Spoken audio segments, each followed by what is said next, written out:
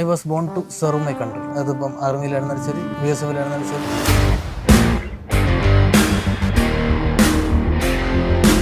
85 മോഡലാണ്. Yamaha RS100 ജപ്പാനാണ്, import ചെയ്തതാണ്.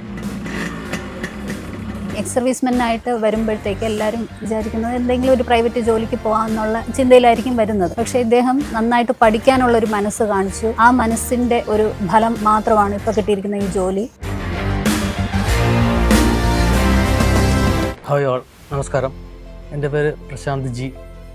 ഞാൻ എക്സ് സർവീസറാണ്. ഇന്ത്യൻ ആർമിയിൽ 20 വർഷം സർവീസ് ചെയ്ത് പെൻഷനായി. റിമോട്ട് വെറ്ററിനറി കോർ അതിലാണ് നഴ്സിംഗ് അസിസ്റ്റൻ്റ് ആയിട്ടാണ് ഞാൻ പോസ്റ്റഡ് ആയിരുന്നത്. ഇത് എൻ്റെ വൈഫാണ് സുജ. നമ്മുടെ ഒരു മകളാണ് പ്രീതി PS. പുള്ളി BA സെക്കൻഡ് ഇയർ നിറമൺകരയിലാണ്. പിന്നെ അമ്മ പബ്ലിക് ഓഫീസിൽ ആയിരുന്നു വർക്ക് ചെയ്യുന്നത്, കോൺഫിഡൻഷ്യൽ അസിസ്റ്റൻ്റ് ആയിട്ട്. അതിനുശേഷം റിട്ടയർഡായി. എൻ്റെ സ്ഥലം മരുതൻകുഴി, തിരുവനന്തപുരമാണ്. ഞാൻ ആർമിയിൽ ജോയിൻ ചെയ്തത് 1 October 1998 അതുമുതൽ 31 August 2018 long 20 years service complete ചെയ്തു. അതിനുശേഷം പെൻഷൻ വന്നു. അപ്പോൾ നമ്മുടെ ഈ പാഷൻ, എനിക്ക് ഒരു ഹൈ പാഷൻ ഉണ്ടായിരുന്നു ആർമിയിൽ ചേരണമെന്ന്. അതിൻ്റെ അതുകൊണ്ടാണ് ചെയ്യുന്നത്. അത് കഴിഞ്ഞതിന് ശേഷം 2018 ഓഗസ്റ്റിലാണ് റിട്ടയർഡ് ആയത്, 20 ഇയേഴ്സ്. അതിനുശേഷം എനിക്ക് റിട്ടയർഡ് ആയതിനു ശേഷം വേറെ ഒരു ജോബ്, ഗവൺമെൻറ് ജോബ് തന്നെ വേണമെന്നുള്ളൊരു അതിയായ ആഗ്രഹം. അതിന് പല കാരണങ്ങളുണ്ട്. ഒന്നാമത് നമ്മുടെ ജോബ് സെക്യൂർ, നമ്മുടെ ഈ ജോബാണ് നമ്മുടെ ഐഡൻറ്റിറ്റിയെ സൂചിപ്പിക്കുന്നത്. അതൊരു പ്രധാന ഫാക്റ്റാണ്. അതിന് നമ്മൾ ഗവൺമെൻറ് ജോബ് ചൂസ് ചെയ്യുക. ഫസ്റ്റ് PSC ട്രൈ ചെയ്തു. അത് ലോങ് പ്രോസസ്സിംഗ് ആണ്. അപ്പോൾ അതിനുശേഷമാണ് നമ്മൾ റേസിനെ പറ്റി ഇൻസ്റ്റിറ്റ്യൂഷൻ നമ്മൾ അറിയാൻ തുടങ്ങിയത്. അത് എൻ്റെ ഫ്രണ്ട്സ് വഴിയാണ്, ഗ്രൂപ്പ് വഴിയാണ് എനിക്കറിയാൻ കഴിഞ്ഞത്.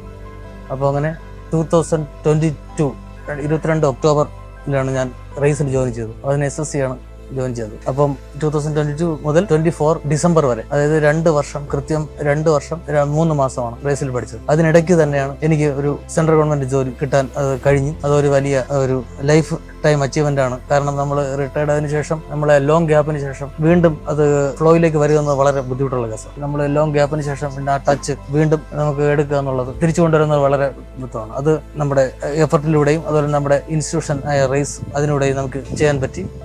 ഇതിൽ റേസിനെ പറ്റി 1-2 വാക്കുകളിൽ ഒതുക്കാൻ പറ്റുന്ന ഇതല്ല. കാരണം നമ്മൾ ഈ 1-2 ഇപ്പം മണിക്കൂറിലും അങ്ങനെ തീരുന്നതല്ല.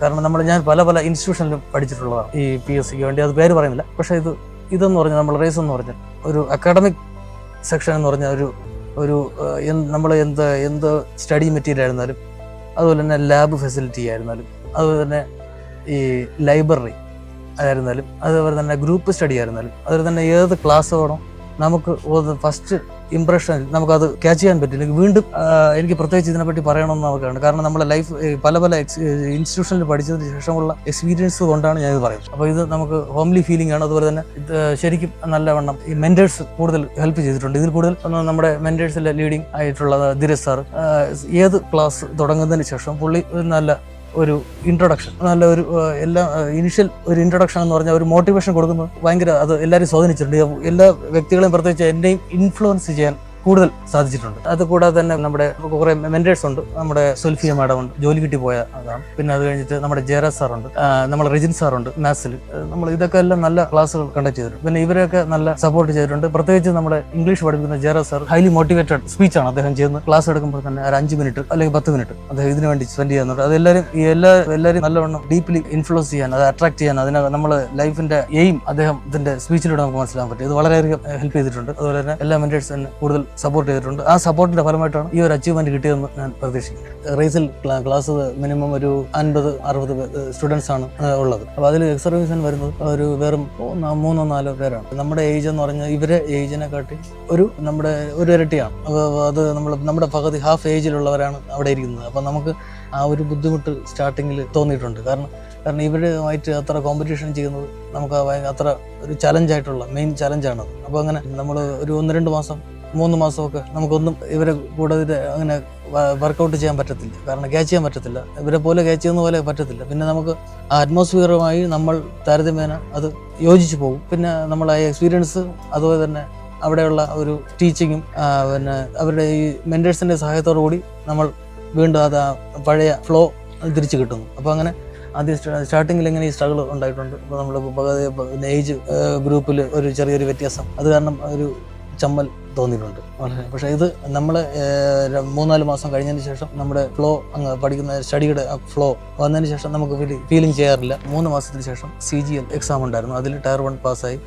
പിന്നെ Tier 2-ൽ കുറച്ച് മാർക്കിന് വേണ്ടി കമ്പ്യൂട്ടറിൻ്റെ ഒരു സ്പെഷ്യൽ സബ്ജക്റ്റുള്ള കുറച്ച് മാർക്കിന് വേണ്ടിയാണ് ഇത് പോയത്. പിന്നെ വീണ്ടും പല എക്സാം എഴുതിയായിരുന്നു. അപ്പോൾ അതിൽ റിസൾട്ട് ഒന്നും വന്നില്ല. അപ്പോൾ നമ്മൾ ഈ റിസൾട്ട് വന്നില്ലെങ്കിൽ നമുക്ക് മോറൽ ഡൗൺ ആവും. പക്ഷെ നമ്മൾ അതിന് വേറെ ലൈഫിൽ ഒരു ഓപ്ഷൻ ഇല്ല, ഇത് മാത്രമേ ഉള്ളൂ. നമ്മുടെ മെയിൻ നേട്ടം എന്ന് പറഞ്ഞാൽ, അല്ലെങ്കിൽ വേറെ ഓപ്ഷൻ എന്ന് പറഞ്ഞാൽ ഇത് മാത്രമേ ഉള്ളൂ. അതിനെ എങ്ങനെയെങ്കിലും നമ്മുടെ ഓവർകം ചെയ്യുക എന്നുള്ളതാണ് നമ്മുടെ ലക്ഷ്യം. അതിനുവേണ്ടി നമ്മൾ ഹാർഡ് വർക്ക് ചെയ്യേണ്ടതായിട്ടുള്ളത്. അതായത് അതുപോലെ തന്നെ എല്ലാ കോമ്പറ്റീഷൻ എക്സാം ആയിരുന്നാലും നമുക്ക് ഹാർഡ് വർക്ക് ഇതിലൂടെ ഏതെങ്കിലും ഒരു SSCയുടെ ഒരു എക്സാം കവർ ചെയ്യണമെങ്കിൽ നല്ലതായിട്ട് ഹാർഡ് വർക്ക് ചെയ്യേണ്ടതുണ്ട്. പലതും ഈ റെഫർ ചെയ്യേണ്ടതുണ്ട്.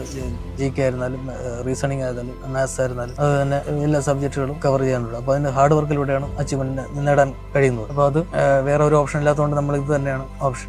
അതുകൊണ്ട് മോറൽ ഡൗൺ ആക്കാതെ എനിക്ക് കണ്ടിന്യൂ ചെയ്യാൻ കഴിഞ്ഞത് കൊണ്ടാണ് ഇത് നേടാൻ പറ്റിയത്. അത് ഇപ്പോൾ കിട്ടിയത് അപ്പോയിൻമെന്റ് കോൺസ്റ്റബിൾ GDയിലെ BSFലാണ്. അപ്പം ഈ ഇതിലെ സെൻട്രൽ ആർമഡ് ഫോഴ്സസ് പോലീസിലാണ്. അപ്പം ഫസ്റ്റ് ചോയ്സ് BSF, അത് കഴിഞ്ഞിട്ട് CSF, അത് കഴിഞ്ഞ് SSB, അങ്ങനെയാണ് കൊടുത്തത്. അപ്പോൾ ഇതിൽ ഞാൻ എൻ്റെ ഒരു പാഷൻ എന്നുള്ള രീതിയിലാണ് BSF ഫസ്റ്റ് ഓപ്ഷൻ വെച്ചത്. അത് തന്നെയാണ് കിട്ടും. അപ്പോൾ ഇത് എല്ലാവരും പറയുന്നുണ്ടാവും എന്തുകൊണ്ട് വീണ്ടും അങ്ങനെ. അത് ചിലരുടെ ഒരു ഇതാണ്, ചിലരുടെ ഒരു ലക്ഷ്യമാണ്. അപ്പോൾ ഇത് ചെയ്യുക എന്നുള്ളത് BSF എങ്കിൽ. കാരണം നമ്മുടെ ഒരു വിശ്വാസം, I was born to serve my country. അതിപ്പം ആർമിയിലായിരുന്നാലും ശരി, BSFലായിരുന്നാലും ശരി, നമ്മുടെ മെയിൻ മോട്ടോ എന്ന് പറയുന്നത് ഇതാണ്. അപ്പോൾ അതിനുശേഷം അത് എനിക്ക് കിട്ടി.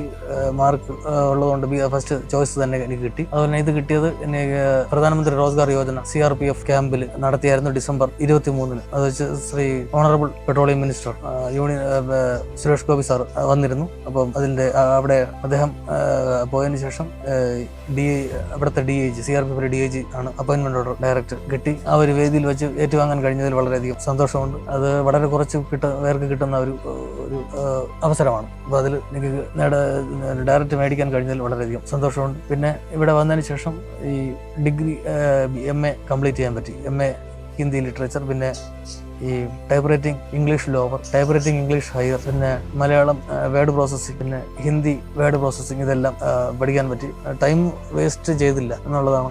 കണ്ടിന്യൂ പഠിച്ച് സ്റ്റഡി കോച്ചിങ് തന്നെയായിരുന്നു. വേറെ ഒരു പ്രൈവറ്റ് ജോബ് പോയിട്ടില്ല. കാരണം അത് 2-3 മാസം പോയിരുന്നാലും നമുക്ക് അതിനകത്തൊരു സാറ്റിസ്ഫാക്ഷൻ ഇല്ല. കാരണം സാർ ഈ റിസൾട്ട് വന്നത് കറക്റ്റ് December 13-നാണ് റിസൾട്ട് വന്നത്. അപ്പം ഇത് ഒരു ഏകദേശം രാത്രി 11 മണിയോടെയാണ് റിസൾട്ട് വന്നത്. അപ്പം റിസൾട്ട് വന്നാൽ വളരെയധികം സന്തോഷമുണ്ടായി. കാരണം ഇതിൽ കൂടുതൽ ലൈഫിൽ വരുന്ന അച്ചീവ്മെൻറ്റ് ജീവിതത്തിൽ ഒരിക്കലും മറക്കാനാവാത്ത ഇതൊക്കെയാണ്. അപ്പം ആദ്യം തന്നെ എനിക്ക് കിട്ടിയ വിവരം പറഞ്ഞത് അമ്മയോടാണ്. അപ്പോൾ തന്നെ എല്ലാവരും ഉറങ്ങി കഴിഞ്ഞു. അപ്പം തന്നെ രാത്രി വിളിച്ച് എല്ലാവരുടെയും അമ്മയുടെ അടുത്ത് വന്ന് പറഞ്ഞു. പിന്നെ അത് കഴിഞ്ഞിട്ട് വൈഫിൻ്റെ അടുത്ത്, പിന്നെ മോളുടെ അടുത്ത് അങ്ങനെ പറഞ്ഞു. എന്നിട്ട് അപ്പോഴൊന്നും വിശ്വസിക്കാൻ പറ്റത്തില്ലായിരുന്നു. കാരണം എന്ന് പറഞ്ഞാൽ ഈ സെൻട്രൽ ഗവൺമെൻറ് ജോലി എന്ന് പറഞ്ഞാൽ രണ്ടാമത് കിട്ടുക എന്ന് പറഞ്ഞാൽ ഇത്രയും ഗ്യാപ്പിന് ശേഷം വളരെ ചലഞ്ചായിട്ടുള്ള ഒരു കാര്യമാണ്. പിന്നെ ബാക്കി ഫാമിലി മെമ്പേഴ്സ് ബാക്കിയെല്ലാം സപ്പോർട്ട് ചെയ്തിട്ടുണ്ട്. ഫാമിലിയിലുള്ള എല്ലാവരും സപ്പോർട്ട് ചെയ്തിട്ടുണ്ട്. അതുപോലെ തന്നെ നമുക്ക് ജോബ് സെക്യൂർ അല്ല, ഈ ഒരു പ്രൈവറ്റ് എന്ന് പറയുന്നത് ജോബ് സെക്യൂർ ഉള്ളതല്ല. ജോബ് സെക്യൂർ ഉള്ളത് ഓൺലി ഫോർ പബ്ലിക് സെക്ടർ മാത്രം. അതിന് നമ്മൾ എസ്പെഷ്യലി ഫോർ എക്സ് സർവീസ് എന്ന് പറയുന്നത് ഇത് SSC അല്ലെങ്കിൽ ബാങ്കിങ്, കേന്ദ്ര ഗവൺമെന്റ്, സെൻട്രൽ ഗവൺമെന്റ് അത് നമ്മുടെ സപ്പോർട്ട് ചെയ്യുന്നത്. കാരണം ഇതിനകത്ത് പല ബെനിഫിറ്റുകളുണ്ട്. ഫിക്സേഷൻ എല്ലാവർക്കും അറിയാന്നുള്ളതാണ്. ഇതിൽ കൂടുതൽ സപ്പോർട്ട് ചെയ്തിട്ടുള്ളത് വൈഫിന്റെ പേര് സുജ. അപ്പം പുള്ളിയും ലൈവായിട്ട് കണ്ടതാണ് നമ്മുടെ ഈ എക്സാം കണ്ടക്ട് ചെയ്യുന്നതും, എത്ര മണിവരെ ഇരുന്ന് പഠിക്കുന്നതും, ഹാർഡ് വർക്ക് ചെയ്യുന്നതും, ഫുൾ ഡെഡിക്കേഷൻ ആയിട്ട് ചെയ്യുന്നതെല്ലാം. അതിനെപ്പറ്റി ഉള്ള കാര്യങ്ങൾ പറയും പുള്ളി. I was born to serve my country. അതിപ്പം ആർമിയിലായിരുന്നാലും ശരി, BSFലായിരുന്നാലും ശരി, നമ്മുടെ മെയിൻ മോട്ടോ എന്ന് പറയുന്നത് ഇതാണ്. അപ്പോൾ അതിനുശേഷം അത് എനിക്ക് കിട്ടി.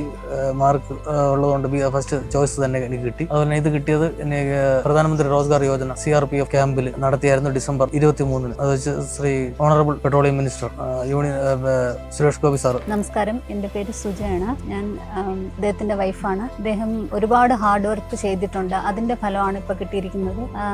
എല്ലാവരും എക്സ് സർവീസ്മെൻ ആയിട്ട് വരുമ്പോഴത്തേക്ക് എല്ലാവരും വിചാരിക്കുന്നത് എന്തെങ്കിലും ഒരു പ്രൈവറ്റ് ജോലിക്ക് പോകാമെന്നുള്ള ഒരു ചിന്തയിലായിരിക്കും വരുന്നത്. പക്ഷേ ഇദ്ദേഹം നന്നായിട്ട് പഠിക്കാനുള്ള ഒരു മനസ്സ് കാണിച്ചു. ആ മനസ്സിന്റെ ഒരു ഫലം മാത്രമാണ് ഇപ്പൊ കിട്ടിയിരിക്കുന്ന ഈ ജോലി. അതിനുവേണ്ടി വീട്ടിലെ എല്ലാവരും സപ്പോർട്ട് ചെയ്തിട്ടുണ്ട്. ഞാനായാലും അമ്മയായാലും എല്ലാവരും നല്ല സപ്പോർട്ടിങ് ആയിരുന്നു. അതുകൊണ്ട് മാത്രമാണ് അദ്ദേഹം അതിനുവേണ്ടി പഠിക്കുകയും ചെയ്തു, അതുകൊണ്ട് കിട്ടുകയും ചെയ്തു, അതിനുള്ള ജോലി കിട്ടുകയും ചെയ്തു. അതിന് ഞങ്ങൾക്ക് നല്ല സന്തോഷമുണ്ട്. അതിന് പഠിക്കാൻ പോയ റേസ് എന്നുള്ള ഞങ്ങളുടെ കുടുംബത്തിന്റെ എല്ലാവരുടെ പേരിലും നന്ദി രേഖപ്പെടുത്തിക്കൊള്ളുന്നു. ഇത് എൻ്റെ മോളാണ്, പ്രീതി PS ആണ്. അപ്പോൾ ഇത് NSS Niramankara BA second year economics second ഇയറിലാണ് പഠിക്കുന്നത്. അപ്പം ബാക്കിയുള്ള കാര്യങ്ങൾ മോള് പറയും. ഹലോ, ഞാൻ പ്രീതി.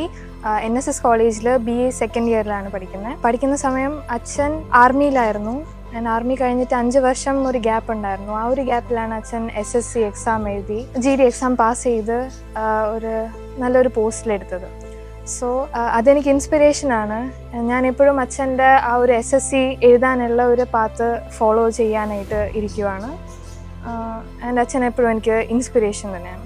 റിസൾട്ട് അറിഞ്ഞപ്പോൾ നല്ല സന്തോഷമായിരുന്നു. ഫാമിലി എല്ലാവർക്കും നല്ല ഹാപ്പി ആയിരുന്നു. കാരണം അച്ഛൻ നല്ല ഹാർഡ് വർക്ക് ചെയ്തിട്ടുണ്ടായിരുന്നു. ആ ഒരു ആർമി കയറിയതിന് ശേഷം പിന്നെ ഇറങ്ങിയിട്ട് ആ ഒരു ഗ്യാപ്പും കൂടെ ഉണ്ടായിരുന്നു. അപ്പോൾ പഠിച്ചെടുക്കാനായിട്ടുള്ള ഒരു ബുദ്ധിമുട്ടും ഉണ്ടായിട്ട് പോലും നല്ലവണ്ണം എഫേർട്ട് ഇട്ടിട്ട് തന്നെയാണ് ഇതെടുത്തത്. എപ്പോഴും രാത്രിയൊക്കെ ഇരുന്ന് നല്ല ഉറക്കമില്ലാണ്ടൊക്കെ പഠിച്ചിട്ടുണ്ട്.